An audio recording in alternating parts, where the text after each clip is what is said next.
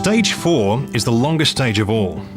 Learners should take on all the responsibilities that go with driving, just like they are driving on their own, but still with a supervisor sitting next to them to help out if needed. In Stage 4, learners will practice driving with passengers in the back seat and with distractions such as music and conversation.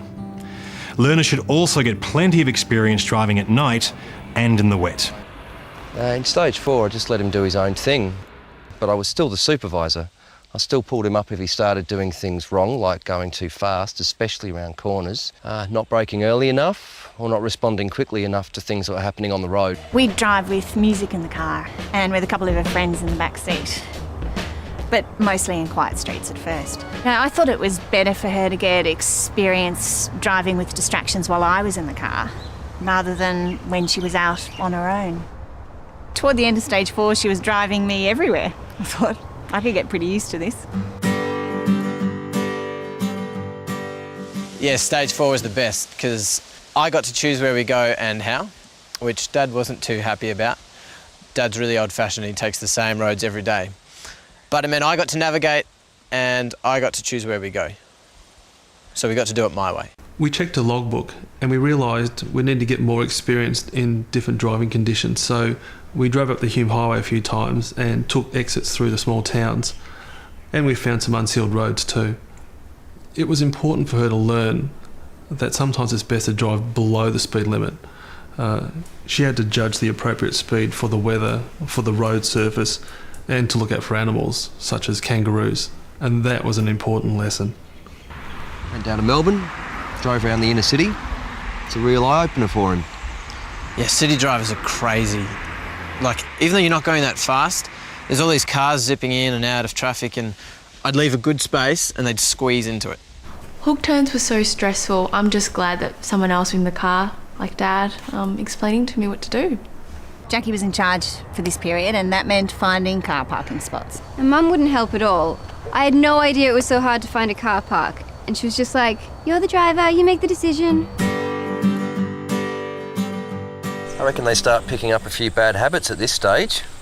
Tim started edging past the stop line at traffic lights a few times, so I had a go at him. You got to stop that kind of thing there and then. Overconfidence, definitely. If I said something to her, she'd go, "Mum, I know how to drive." It's true. She had the basics and she was getting pretty good. But she still had room to improve. And I think the worst thing I could have done was encourage that overconfidence. I didn't want to tell her that she was ready when she clearly wasn't. There's a certain overexcitement once they approach test time. Lou turns 18 soon and she's impatient to finish her 120 hours as quickly as possible. But I think there's a danger in rushing the process. The information and practice is less likely to sink in. If I don't think she's ready, I won't be letting her sit the test. I think I was more stressed about the test than she was. I mean, if she failed, I knew she'd crack it at me. But Mum, it's all your fault. Because I took her driving more than her dad did. I booked a couple of lessons with an instructor. The instructor was pretty cool. Like, I'm glad I got to do the lessons with him before the test because we practiced some of the things we'd be tested on, and yeah, he really helped my nerves, especially on test day. In light and heavy traffic, learners should be able to keep a safe distance from other vehicles, handle complex tasks, merge on freeways, reverse from driveways, parallel park, change lanes in traffic, hook turn, handle unexpected situations, drive on a variety of roads, make safe decisions, use the car for everyday transport, and manage distractions.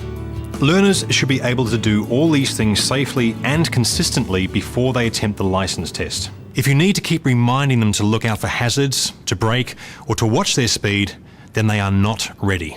Just a final point about Stage 4. Turning 18 doesn't necessarily mean they are ready to drive on their own.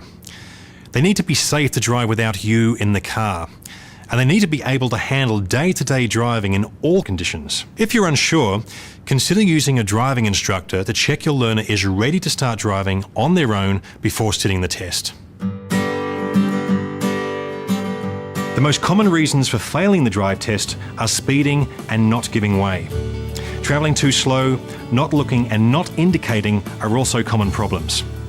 Plus, if learners don't get their 120 hours in a broad range of conditions, they will struggle to pass the hazard perception test. There are no shortcuts to being a safe driver.